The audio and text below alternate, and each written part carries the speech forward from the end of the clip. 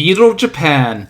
The year is 1274, so this takes place in the Kamakura period from 1185 to 1333. Minamoto no Yoritomo ruled over Japan in the Kanto region, its power legally authorized by the imperial court in Kyoto. Japan was largely under military rule of the samurai, or the shogun. As for what happened in 1274, the Mongols invaded Japan, and the samurai army was assembled. The two armies fought to a standstill, and that, my friends, is where Ghost of Tsushima comes in. Developed by Sucker Punch, this game effectively serves as the swan song of the PlayStation 4. Along with The Last of Us Part 2, which many people were fighting over. Big controversy of 2020. Well, I'll get to my thoughts about the game when we get to it, but let's just say you are allowed to like or dislike it as you see fit. Leave it at that. Sucker Punch is well known for developing the Sly Cooper and Infamous video games, which I'll get to in due time. What Sucker Punch really wanted to do was to give the player choice. You see, that's something video games can do that movies can't. They can give the player a choice in what they want to do, so I'm excited. Let's get this started. The characters portrayed here are fictional. The team considered using actual historical characters, but were told that they would be insensitive, so therefore they went with fictional characters. A wise choice. I remember the 2000 Patriot movie got some flack for giving General Tavington a more villainous role than he actually had. Our main character, Jin Sakai, is a samurai who is defending the castle of Lord Shimura from Koten Khan.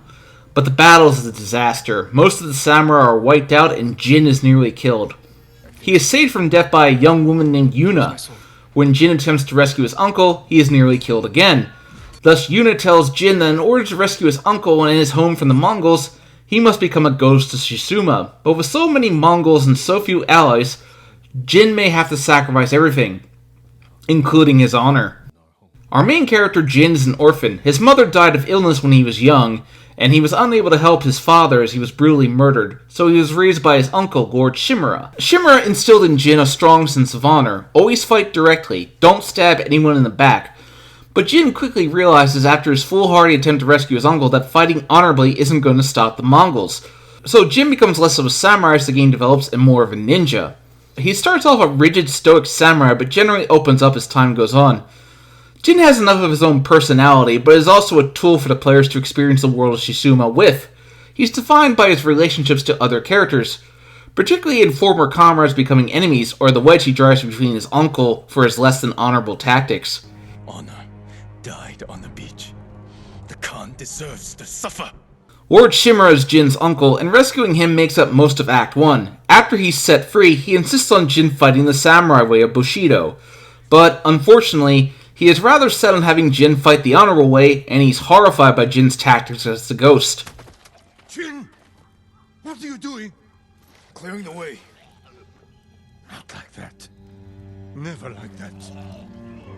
Face them as a warrior with honor, not a monster. Unfortunately, I find him to be too stuck in his ideals, and that's the point, isn't it? It's true the commoners were expected to obey the nobility, but in truth the nobility would protect them from outside threats. He just sees the commoners as expendable pawns to be used. It's a deliberate look into the values of feudal Japan from the time. Yuna, who rescues Jin from certain death and nurses him back to health, she becomes his strongest ally despite her initial reluctance to commit. She initially just wants to rescue her brother Taka and get off the island, but she's a valuable ally, so Jin wants her to help. Her first moment really sums up her character well.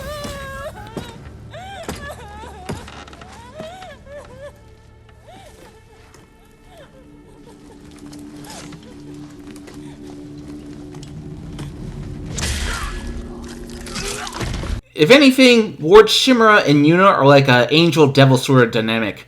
Missions with Shimura encourage you to go all in and slaughter everyone in your path, while missions with Yuna encourage stealth. Taka, Yuna's little brother, is basically, well, as soon as I saw him, I said, he's going to die. And sure enough, that's exactly what happened. He was young, idealistic, dreams of becoming a hero, so of course he dies. He looked up to Jin, and his death is just cruel and pointless.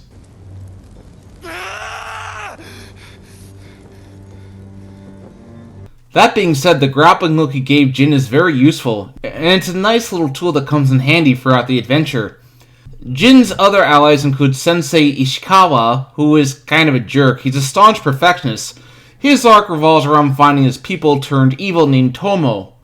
He's shown to be a very sink-or-swim mentor where he just leaves Jin to fend off a trap for himself. As time goes on, it starts to become clear that Tomo may not be who Ishikawa said she was. Ishikawa is very arrogant, but he seems to have some degree of pride in his student, because even though he wants her dead, at the end he decides to let her go in peace, finally letting go of his vendetta and admitting that the failures were his. Masako is another lady warrior and an ally of Jin's, but she's become jaded as her entire family was murdered and now she is out on a quest for revenge. But she's become consumed by it. Yes, revenge is bad as a plot device as old as time. You want revenge, but what happens when you get it? She blatantly attacks someone who she thinks caused the death of her family and Jin has to fight her. But her worldview is shattered when it turns out to be her sister who caused the deaths of her family. In the end, she doesn't take revenge, but lets her sister reclaim her honor, as people would do back then. This path does not lead to peace. Where does it lead?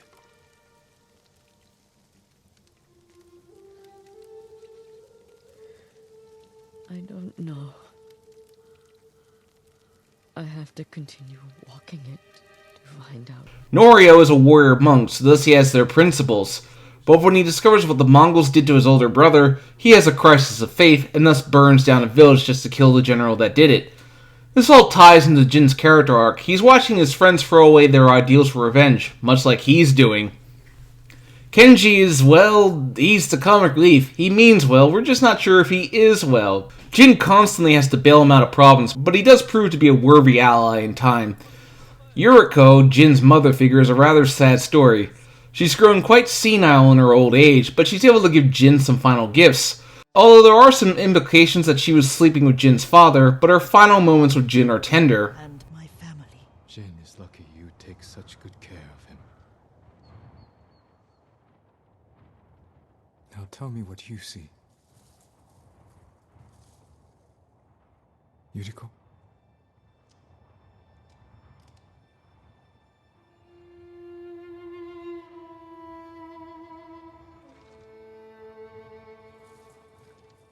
A subtle passing, one that leaves you with a sense of sadness, but acceptance. There's also Rizzo, Jin's longtime old friend. He starts off as wanting to look after the Straw Hats, but as it turns out, he betrays Jin to the Mongols in return for his men being fed.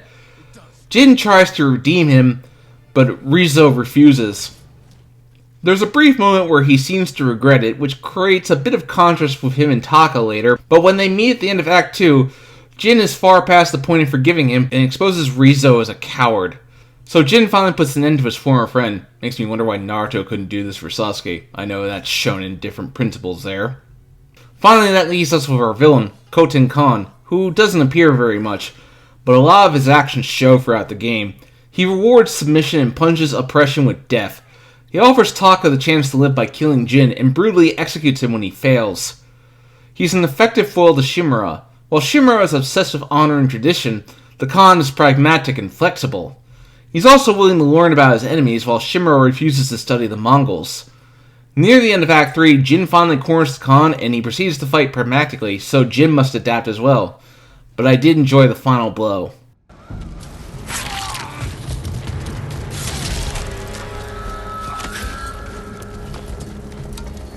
We will be remembered forever. No, you will be forgotten.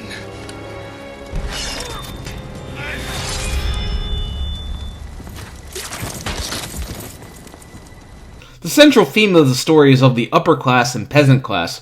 Shimura is at first presented as a paragon of honor, but it quickly turns out he cares nothing for the peasants.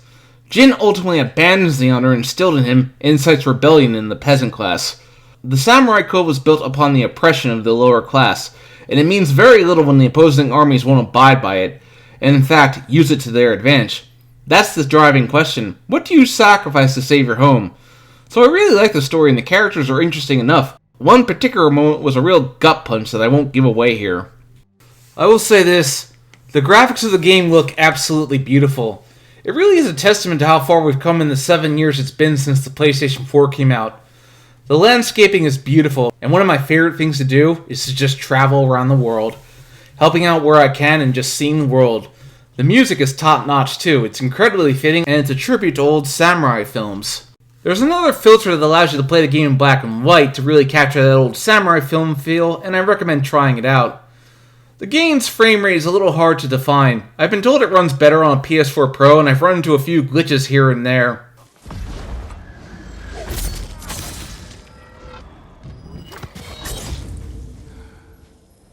What happened there?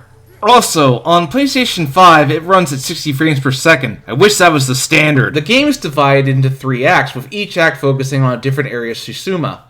What I like is that you can call your horse from anywhere you want, unlike Breath of the Wild, and then ride, even if the horse can survive falls that break all of its legs. It's a sandbox, so you're free to go wherever you want. The wind guides you. They said his father would be the wind at his back, so it's like his father is guiding him to where he should go. You can't climb everything like you could in Breath of the Wild, but Jin can climb appropriate ledges, and he does have a grappling hook which allows him to get to otherwise inaccessible areas. I love this thing. I wonder why Nathan Drake doesn't carry one. But the world of Tsushima is big, and as you go around, you can rescue hostages from the Mongols. All this to build up your reputation. More on that in a minute. The combat of the game is very initiative. The square button is a quick attack, the triangle button is a heavy attack, the circle button is for dodging, the cross button is for jumping. But enemies are able to guard against your attacks, and you need a certain stance to be able to break their guard. The default is stone stance, which works against sword-wielding enemies, water stance, which works on shielded enemies, wind stance, which works on pole arm-wielding enemies, and moon stance, which works on brutes. Fortunately, switching between the stances is very easy and natural. Of course, Jin has access to various techniques. One of my favorites to do was instantly slash enemies very quickly, or upon staggering an enemy, cutting them down with one slash. Once I mastered the parry move, it became one of my favorite ways to cut them down. Of course, Jin can also fight with a bow. He has 2 kinds, half bow and long bow. Each serves their own purpose. Fortunately, I was never hungry for ammo, plenty of that about. In time, I was able to become a pretty good shot with it. People never knew I was there. One of my favorite things to do when I realized I could do it was wipe the blood off my sword before putting it away, like what real samurais would do. My favorite part is doing one-on-one samurai duels. It's so satisfying when you land the blows. For stealth gameplay, it's awfully limited at first. But once you get the proper upgrades, you can take down an enemy from behind really fast, and one of my favorite things to do was to poison a Mongol, which can cause several nearby ones to run away in terror. When they have hostages, I find to take the stealth approach the best approach, because if you're spotted, the hostage is in danger of being killed, forcing you to stay close to the hostage so they can't be killed. My preferred way of dealing with the Mongols is the standoff feature. By pressing the triangle button and letting go, Jin can cut them down in a single stroke, but they will start trying to fake you out. Once you unlock the Ghost Kill, where Jin becomes completely invincible and can kill anyone in one stroke, it becomes a one-hit battle. At the beginning, the Mongols have completely taken over the 3 areas of Tsushima. As the Ghost, you must take Tsushima back from the Mongols. It's so rewarding to be able to slowly return hope to the land. Of course, when you're not doing that, there's plenty of side stuff for you to do. Getting to the various shrines requires a lot of jumping, but it's always so satisfying when you reach the end.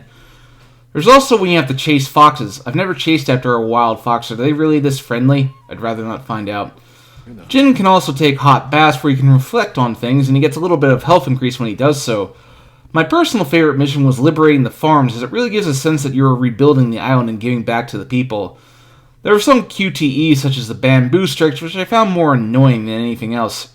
You see, the game asks a question, it gives you a choice. What style of play do you prefer? Do you prefer the honorable way of fighting like a samurai, or do you fight like a ninja and strike from the shadows? At the beginning, when my health was low and my options were limited, I preferred facing my enemies directly. It was the honorable thing to do. But later on, I found my tactics changing, and I preferred doing things the Ghost way, as it felt much more rewarding and satisfying. Ghost of Tsushima gives you a choice. That's something video games can do that movies can't. I say that tentatively, as the new Batman Death in the Family film is actually interactive. Somehow. I'm curious how that works. I haven't seen it yet. I played over 50 hours and I didn't want this game to end. That's the mark it did something right. The only thing I will say is that Act 3 is a little short. The game also encourages you to hunt, which I only did when I needed the predator hide. Mostly because bears like to come at you and oh boy, you better fight back. Always let the bear kill one Mongol and then finish the rest off, just being pragmatic. One thing I like is the game makes it very easy to pick up whatever supplies you need. Hunting is not a requirement, so if killing animals isn't your thing, you don't necessarily have to do it unless you need the upgrades. I don't go out of my way to hunt, but if they attack me, I will defend myself. That's my motto. For now, let's cover the ending, so skip to the end of the video if you don't want to be spoiled. So the Mongols are being driven out, but all that's left to deal with is Lord Shimura. It's nice to take one last peaceful ride. It gives you the impression that things may get better. They actually help a commoner, but the truth is Jin is marked for execution for what he has done. Not seen as a hero for driving back the Mongols, he is instead seen as a criminal for inspiring hope in the peasants. So now Shimura must execute Jin.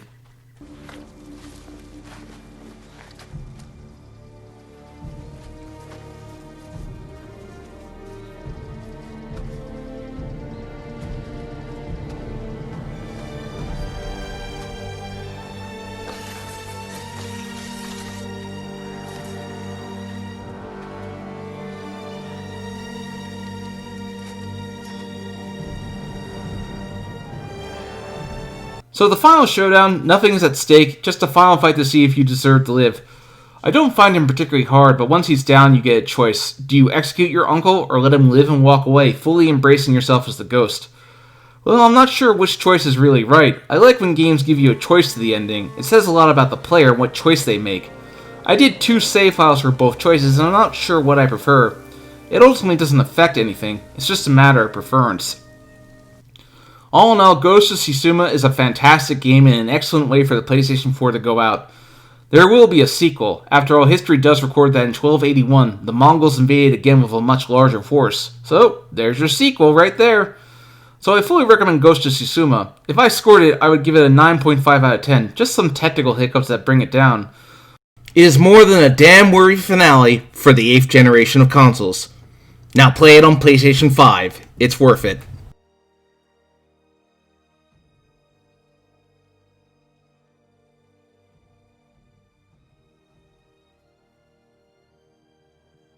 Thanks for watching. If you liked this video, please hit that bell, like, and subscribe button. If you want updates, follow me on Twitter or join my Discord, which are provided in the description below. See you next time.